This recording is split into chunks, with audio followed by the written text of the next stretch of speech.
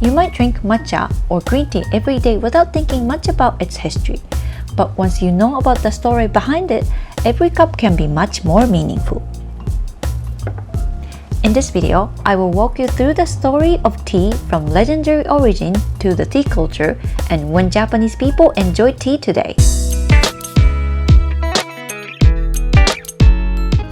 The story of tea begins with a famous Chinese legend.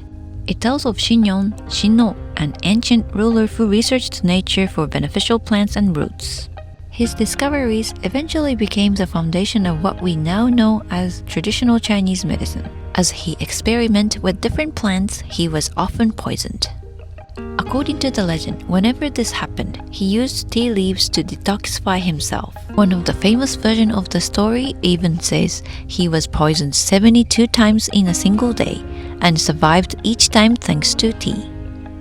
As tea spread from China to other parts of the world, its pronunciation diverged depending on the trade routes it followed.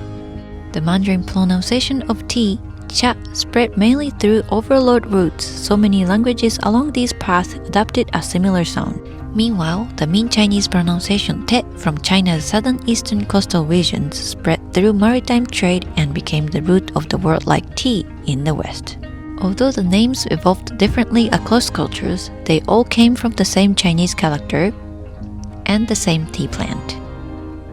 Many people think black tea and green tea come from different plants, but that's actually not the case. They are made from the same tea leaves and the same tea plant.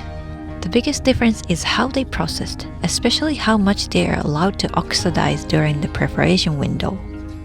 For example, black tea is fully oxidized. During oxidation, the tea leaves gradually turn brown, creating a rich color and flavor we associate with black tea. Green tea, on the other hand, it heated almost immediately after harvesting to stop oxidation before it begins. This preserves its bright green color and fresh taste. The story of Japanese green tea's origin is so deeply rooted in history that is even preserved on the wrapping paper of one of Japan's most popular tea companies, Ippodo Tea. The image featured on the paper is a reproduction of a page from The Classic of Tea, a tea book written by the Chinese author Rikyū during the Tang Dynasty. It is said that Japanese monks also learned about tea through this book.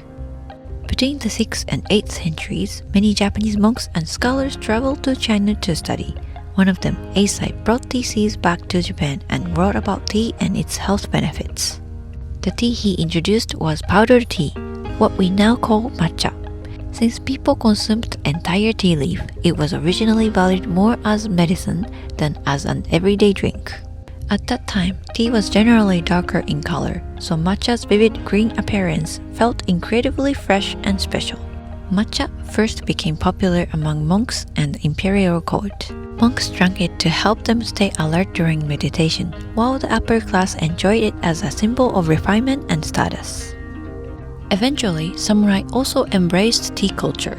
Tea tasting competitions called tocha became popular, where participants tried to identify the origin of different teas to demonstrate their knowledge and prestige. Powerful shoguns even built luxurious tea houses and collected elaborate golden tea utensils to display their wealth and authority. At one point, tea culture seemed to be moving toward greater extravagance. Then one man completely changed its direction, Sen no Rikyū. Instead of luxury, he taught a philosophy centered on simplicity.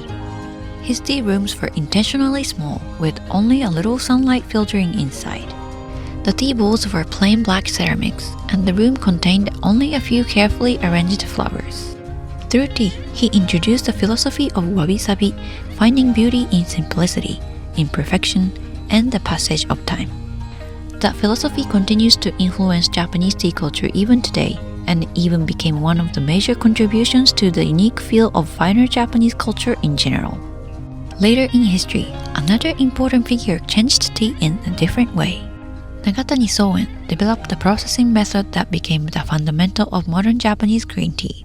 Fresh tea leaves begin oxidizing almost immediately after they are picked, making it difficult to preserve their bright green color. Nagatani discovered a way to stop oxidation while carefully drying the leaves. His method used gentle heat beneath a drying table covered with washi paper. Skilled workers carefully rolled and massaged the leaves by hand while drying them, shaping each leaf and preserving its vibrant color. Thanks to this innovation, Japanese green tea became the fresh, bright green tea we are familiar with today. As high-quality green tea became easier to produce, it spread beyond the aristocracy and became popular among ordinary people. Ukiyo-e prints from the period even show women preparing and enjoying tea in their daily lives, as it became popular everywhere. While all of these cultural developments were taking place, Japan remained largely closed to the outside world during Sakoku period. Everything changed in the 1850s when Commodore Matthew Perry arrived with American ships and pressured Japan to open its ports. After the Treaty of Amity and Commerce between Japan and the United States, Japanese green tea began to be exported on a massive scale, especially to America. To keep up with demand, tea producers worked tirelessly. Tea chests were labeled with English names and colorful advertisements designed specifically for overseas customers. These export labels became known as ranji. Exports continued to grow, but handcrafting every step eventually reached its limit. The entire process could take around 4 hours, yet a single batch proceeded only a few grams of tea leaves. To increase production while maintaining quality, machines were developed that could imitate the rolling movements of skilled tea artisans. Tea harvesting, which had once been done entirely by hand, also became increasingly mechanized. By the late 19th century, however, export began to decline as global demand shifted and competition from other countries increased. As a result, the Japanese market became the main focus. Tea specialty shops could be found throughout cities like Tokyo, including neighborhoods such as Shibuya.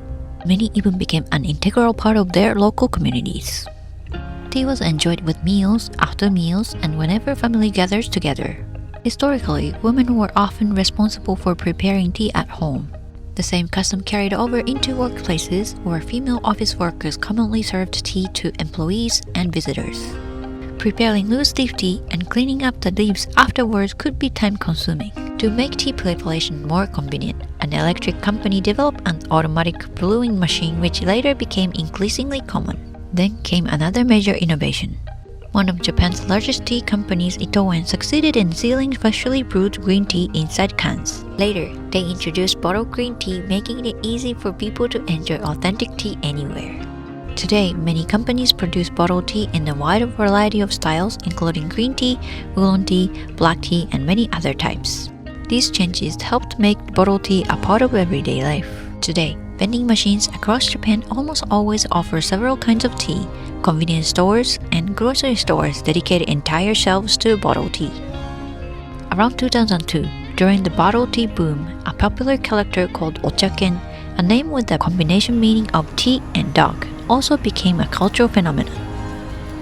Meanwhile, many independent tea shops gradually disappeared as bottled tea became more popular and large supermarket chains expanded their tea selections at lower prices. Tea has continued to evolve with each generation, becoming more and more commercialized and available. Today, most households still keep tea in the refrigerator, especially during the summer. Disposable tea bags and other innovations have made preparing and carrying tea much easier than before. Even social expectations have changed. Older magazines from the Showa era often featured women on their covers to represent tea culture, while more recent magazines from the Reiwa era also feature men, reflecting changing gender rules. Earlier, I briefly mentioned when Japanese people drink tea, but I would like to explain a little more. Today, the Japanese word ocha simply means tea, and it can refer to green tea, oolong tea, or many other kinds of tea. I will cover the different varieties in another video, but because tea is so deeply connected to Japanese life, we enjoy it in many different situations. One memory that stands out from my school days is an argument about what kinds of tea are allowed at school. Students commonly brought green tea, barley tea, oolong tea in their bottles. One classmate brought black tea, probably sweetened, and the teacher said black tea weren't allowed. Looking back now, I find that interesting. Since they are all made from the same tea plant, any tea should technically be acceptable. Maybe it was because it was sweet, or perhaps black tea still felt like a more Western drink at the time. Besides drinking tea with meals, many people also enjoy it during the traditional 3 o'clock snack break. Tea is also something we drink when we want to relax after working hard. In Japan, serving tea is one of the simplest way to welcome a guest. There's even common expression that means, at least let me make you some tea. If you have ever stayed at a traditional ryokan, you have probably seen a tea set waiting in your room. After arriving, guests often relax with a cup of tea before dinner. Even when inviting friends to meet, we often simply say, let's have some tea. Tea has changed dramatically throughout history, and today it's facing another challenge. As matcha becomes increasingly popular around the world, many tea farmers have shifted their production to meet demand. Some have even reduced or stopped producing the teas their families had specialized in for generations. This is also closely related to how matcha tea leaves are made, which I will explain in a separate video. At the same time, imitation matcha products have begun appearing outside Japan. While they may look similar, the quality is often very different from authentic Japanese matcha. For generations, Japanese tea farmers and artisans have carefully preserved their techniques, traditions, and commitment to quality. As global demand continues to grow, maintaining that balance will become increasingly important. That's one of the reasons I want to make these videos.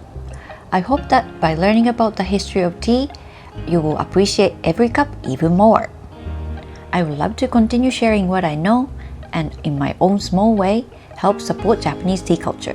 So if you'd love to learn more, please stay tuned and subscribe to the channel. Thank you so much for watching, and I will see you in the next video. またねー!